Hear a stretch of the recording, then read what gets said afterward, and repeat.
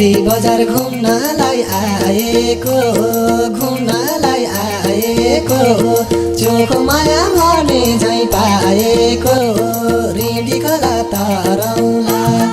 ऋषिश्वरको मन्दिरमा बसेर बाचा बन्धन गरौँला घुम्नलाई आएको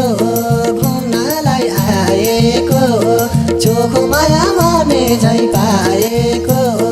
रिडी खोला तरौला ऋषिश्वरको मन्दिरमा बसेर बाचा बन्धन गरौँला ऋषिश्वरको मन्दिरमा बसेर